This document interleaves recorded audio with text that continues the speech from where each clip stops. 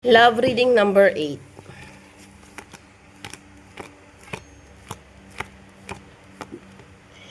This card showing guidance daw ni universe. Ibig sabihin kung ano yung nangyayari ngayon dito sa love reading ito or sa sitwasyon na ito is guided daw ni universe. Nasa right path. May problema ang kinakaharap na hindi masolusyonan, sabi dito, pero may gustong mag-new beginning or magsimula ulit. No. Nakikita ko dito yung victory. Ibig sabihin, natapos na yung mga dilubyo or something like na parang pag-grab ng opportunity para may ayos o maka-align na sa right path, no? Kasi sabi dito sa cards, pag-grab ng opportunity sa new beginning. So, merong isa sa kanila na gusto talagang gumawa na ng pamamaraan para sa sarili, para makapag-move forward.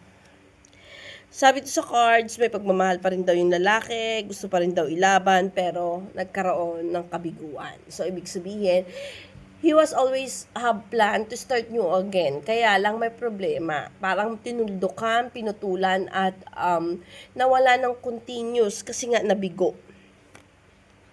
Sabi dito, wala daw pagbabago o nahihirapan daw makapagsimula ulit. Sabi sa cards, nga daw magkaroon ng pagbibigayan, kaya lang parang walang way. Naputulan ng way na hindi na magawa ng pamamaraan. This card showing kasi parang pinutol yung ugnayan. Ngayon, may pag-aalinlangan na. Sabi sa cards, may missed opportunity. So, ibig sabihin nito, itong missed opportunities na to at pag-aalinlangan, hindi niya alam kung ano yung way na gagawin niya para makapag-start again. Like, parang nakikita ko dito sa cards, nahihirapan siyang makapagsimula ulit. Kasi, hindi niya maisip kung ano yung paraan na gagawin niya para to communicate or to have good conversation or para mabawi ulit or kung ano yung mga way na gagawin niya para maibalik niya kung ano yung nasimulan niya na nagkaroon ng problema.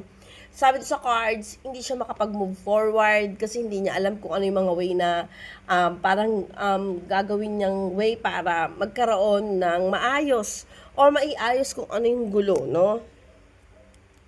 The Magician ang lumalabas. Sumahanap ito ng pamamaraan, kaya lang nakikita ko dito, nagne-negative yung babae, si Gia. Sabi dito sa cards, hindi niya hinayaan yung mga maling plano pa sa kanya ni Bruce.